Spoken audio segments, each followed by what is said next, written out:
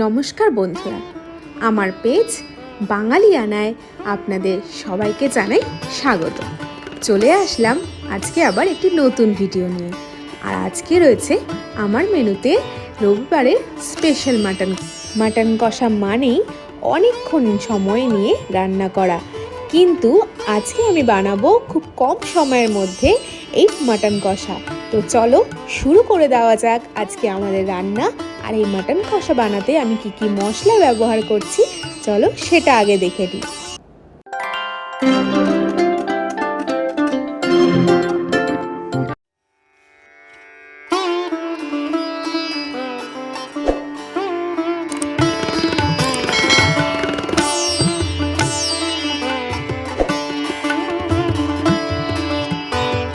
Mutton কষা বানাতে অবশ্যই আগে লাগবে মাটন, সাথে নিয়েছি ডুমো ডুমো করে কেটে রাখা আলু, পেঁয়াজ কুচি, টমেটো কুচি, একটা গোটা টমেটো হাফ করে নিয়েছি। সাথে নিয়েছি মশলা, যার মধ্যে রয়েছে ধনে গুঁড়ো, জিরে গুঁড়ো, সবুজ এলাচ, দারচিনি, গোটা শুকনো লঙ্কা, তেজপাতা। সাথে লাগবে আদা রসুন বাটা, আর সঙ্গে লাগবে সামান্য ঘি আর গরম মশলা গুঁড়ো। তো চলো আজকে আমাদের রান্নার প্রস্তুতি শুরু করে দেওয়া যাক।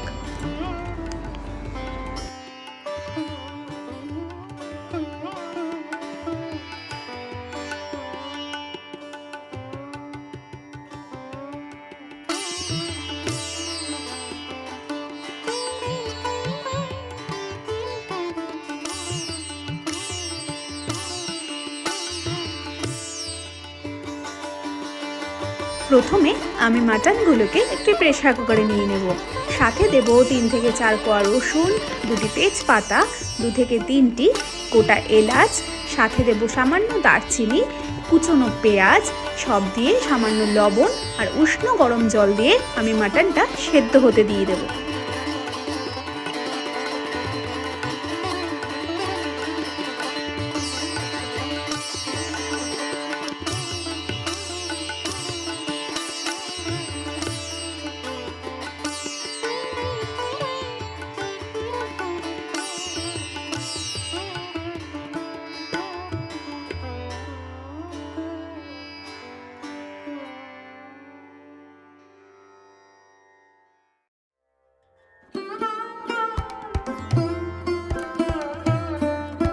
একদিকে মাংস সেদ্ধ হতে হতে অন্যদিকে আমি কড়াই বসিয়ে কড়াইটা গরম হতে দেব।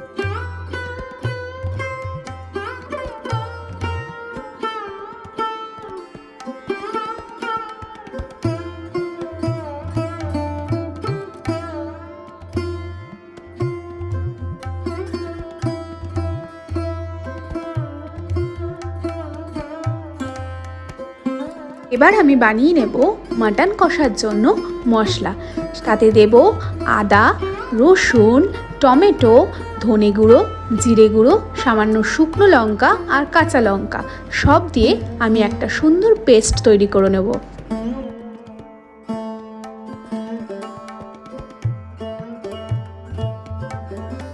কড়াই গরম হয়ে গেলে তাতে দিয়ে দেব পরিমাণ মতো সর্ষের তেল।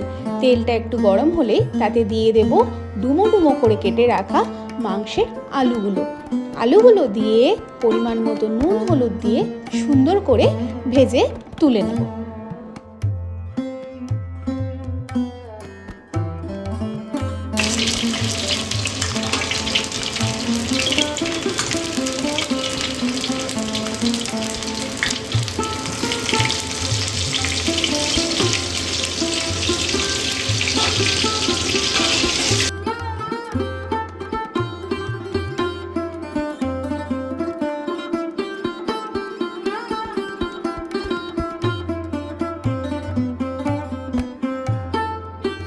আলু ভেজে তুলে নেওয়ার পর আমরা ওই গরম তেলে দিয়ে দেব মাংসের জন্য ফোড়ন।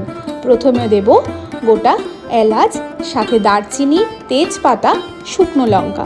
ফোড়নটা দিয়ে হালকা হাতে নেড়ে দিয়ে দেব কুচনো পেঁয়াজ।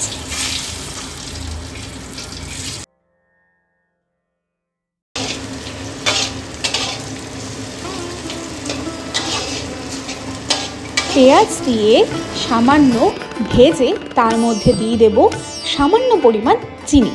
এই চিনি দিলে মাংসের রঙটা যেমন লালচে হয়, তেমনই পেঁয়াজটা খুব সুন্দর ভাজা ভাজা হয়ে যায়। পেঁয়াজটা ভাজতে ভাজতে প্রায় বাদামি রঙের হয়ে এসেছে।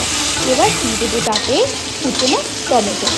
পেঁয়াজের সাথে টমেটোটা ভালোভাবে কিছুক্ষণ ভেজে নেব।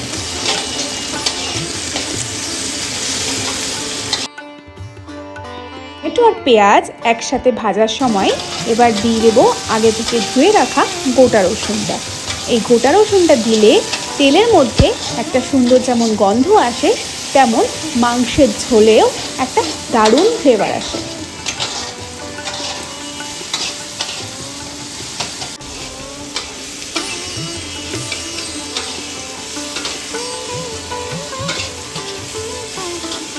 টমেটোটা খুব সুন্দরভাবে ভাজা হয়ে গেছে। এবার আমরা দিয়ে দেব আগে থেকে করে রাখা মাংসের মশলা, সাথে দেব পরিমাণ মতো হলুদ আর কাশ্মীরি লঙ্কা গুঁড়ো। সবটা দিয়ে আমরা ভালোভাবে মশলাটা কষিয়ে নেব।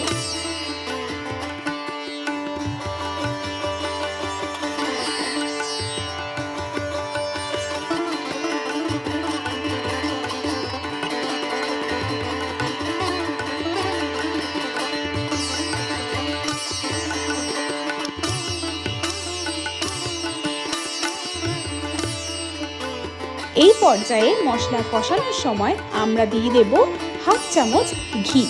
এই মশলা কষানোর সময় ঘিটা ব্যবহার করলে মাংসের ঝোলে একটা সুন্দর সুগন্ধ আসে।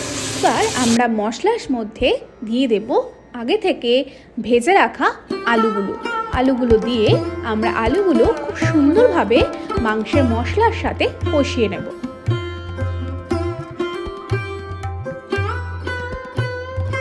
আমাদের মাংস খুব সুন্দরভাবে সিদ্ধ হয়ে গেছে।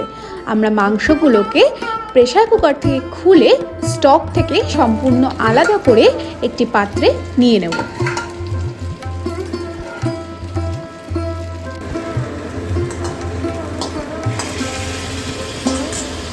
এবার আমরা সেদ্ধ মাংসগুলোকে নিয়ে দেব কড়াইয়ের মধ্যে। কড়াইয়ে দিয়ে সুন্দরভাবে মশলার সাথে কষিয়ে নেব।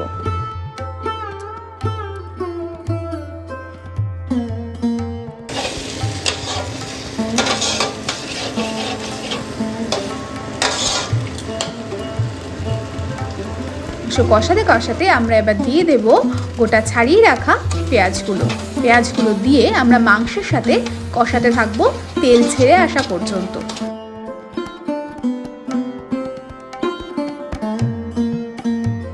কষাতে কষাতে মাংস থেকে সুন্দরভাবে তেল ছেড়ে এসছে। এবার আমরা অ্যাড করে দেব সামান্য পরিমাণ মাংসের স্টক দিয়ে আমরা আবারও এক পর্যায়ে কষিয়ে নেব তেল ছেড়ে আসা পর্যন্ত।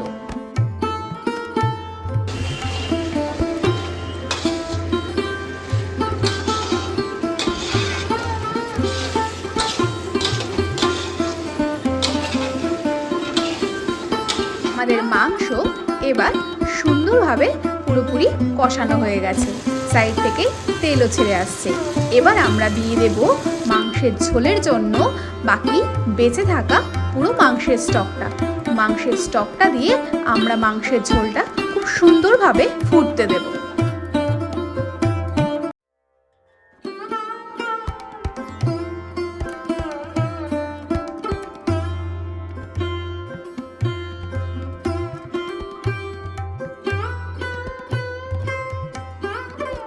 সে ঝোল খুব সুন্দরভাবে ফুটে গেছে। এ পর্যায়ে আমরা একবার মাংসের ঝোলের নুন চেক করে নেব।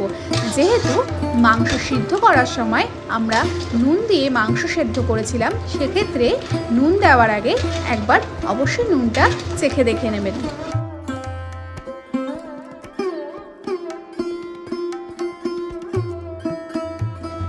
আমাদের মাংস প্রায় রেডি। নামানোর আগে দিয়ে দেব সামান্য পরিমাণ ঘি আর গরম মশলা। ঘি আর গরম মশলাটা মাংসের ঝোলের সাথে সামান্য মিশিয়ে 2 থেকে 3 মিনিট স্ট্যান্ডিং টাইম দিলেই পরিবেশনের জন্য তৈরি রবিবারের স্পেশাল কষা মাংস। গরম গরম ভাতের সাথে পরিবেশন করুন এই মাটন কষা। জমে যাবে আপনারও রোববারের দুপুর। আমার রান্না যদি ভালো লেগে থাকে তাহলে অবশ্যই সাবস্ক্রাইব করে দেবেন আমার চ্যানেল বাঙালিয়ানা, আর কমেন্ট করতে কিন্তু একদম ভুলবেন না। তাহলে দেখা হচ্ছে পরবর্তী আরও একটি ভিডিও নিয়ে। ততক্ষণ সবাই সুস্থ থাকবেন, ভালো থাকবেন।